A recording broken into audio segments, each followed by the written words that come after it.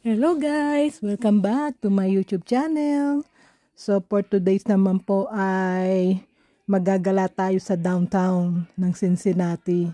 Since wala pong pasok ang husband ko, kaya naisipan ni husband na mag-road trip kami.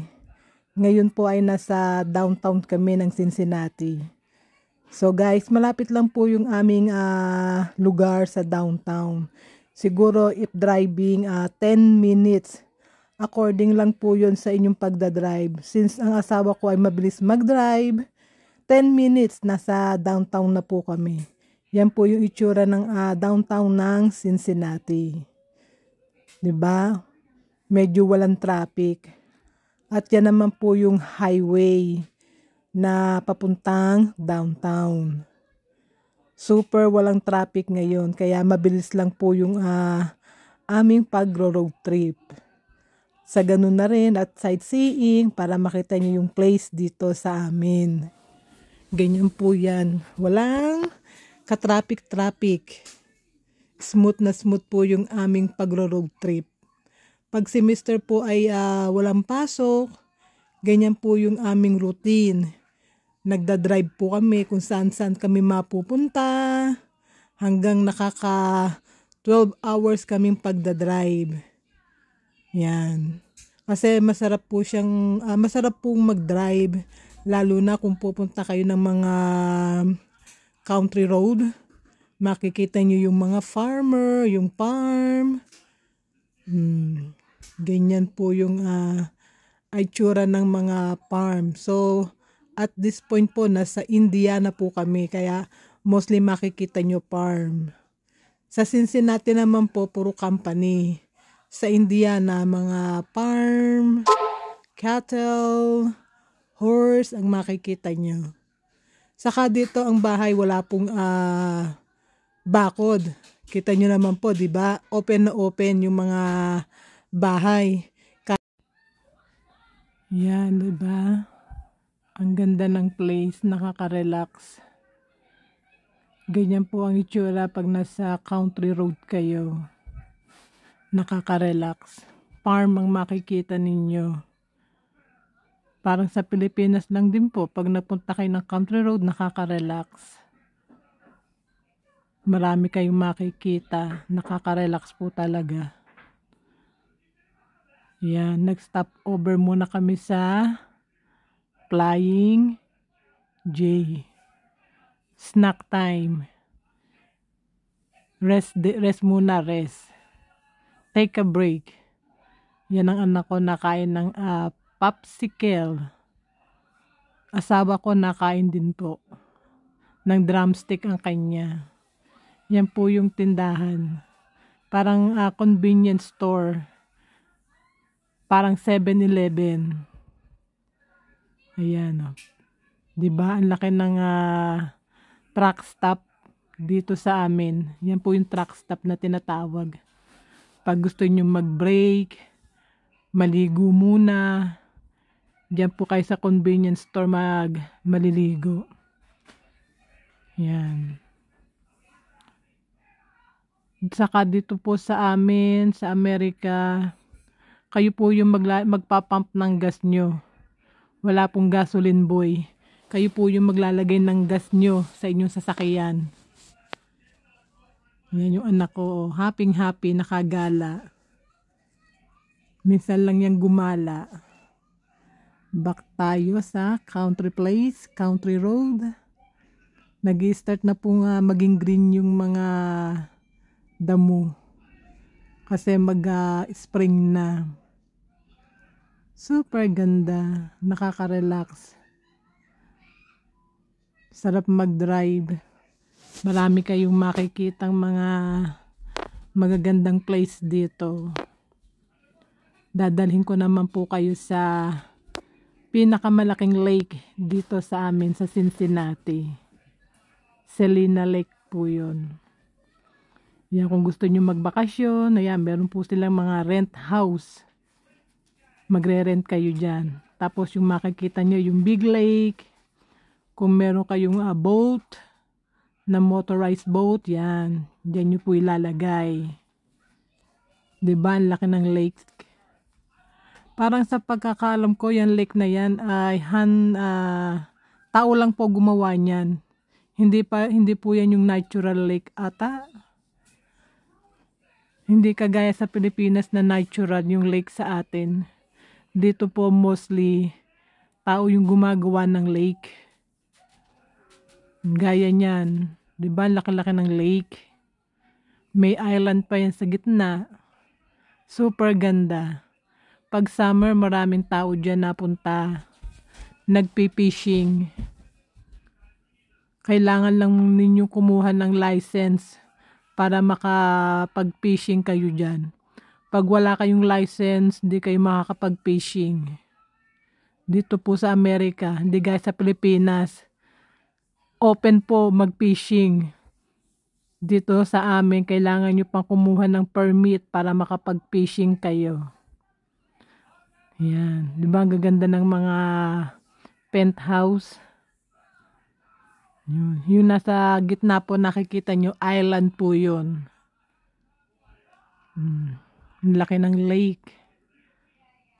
Super relaxing.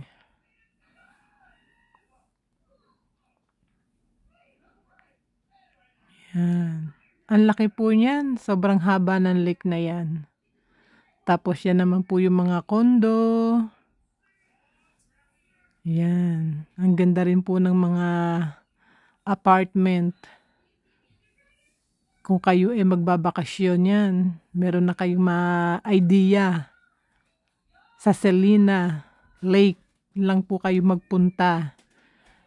Open na open po yung mga condo na yan. Yan ang aking driver, ang aking mister. Yan, tignan nyo yung bahay. Ang ganda. Malapit lang po sa lake yan.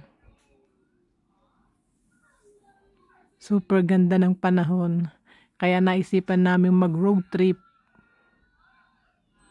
Yan ang bahay. Siguro mga nagkakahalaga ng mga 300,000 yan, isang bahay. Depende po sa place kung saan nakatirik yung bahay nyo.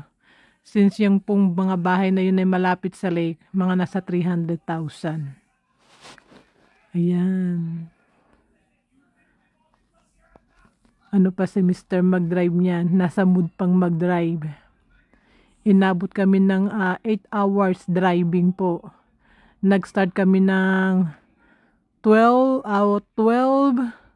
Nakauwi kami ng bahay ay nasa 8 na. 8 na ng gabi. Ganyan po kami mag-road trip ng asawa ko.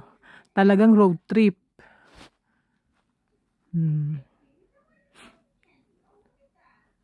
Yan. Ipapasyal ko pa kayo sa another lake.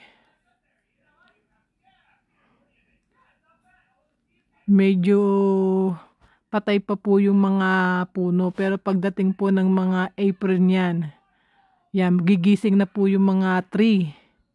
Magkakaroon na po ng dahon ulit. Ngayon ay natutulog pa sila. Tulog pa ang mga tree kaya kulay brown pa. Pagsapit ng April, makikita nyo magbubloom na yung mga tree na yan. Magiging green na ulit. Diba? Kita nyo naman kung gaano kalaki ang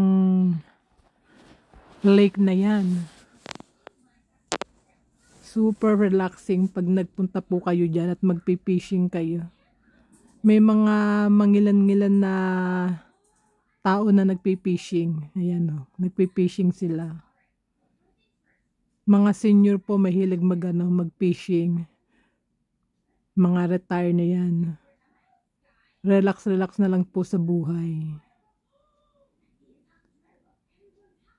Yan, diba? Super laki ng lake ng ng Ohio. Yan. Super ganda. Kung kayo ay merong motorized boat, diyan po kayo magpunta pag summer. Mapipil nyo po talaga ang summer. Cool na cool. Ayan. Yan, at kami ay papaliko na. Pauwi na kami niyan. Palabas na kami ng lake niyan, mga kamamshi. May nagagala pa. Yan, karugtong pa po ng lake yan. Ayan po yung mga duck na paglalagyan nyo ng inyong motorized boat. Super laki. So guys, yan lamang po at maraming salamat sa panonood ng aking vlog. Sana po ay patuloy nyo pong suportahan ang aking YouTube channel na Pilipina Cooking in America. Minsan po ay magro-road trip. Depende po sa mood ng aking mister. Kaya always tune in lang po kayo sa aking channel ng Pilipina Cooking in America. So, next vlog na po tayo magluluto. Kaya road trip muna tayo. And don't forget to like, share, and hit the bell button para lagi po kayo updated sa aking mga video.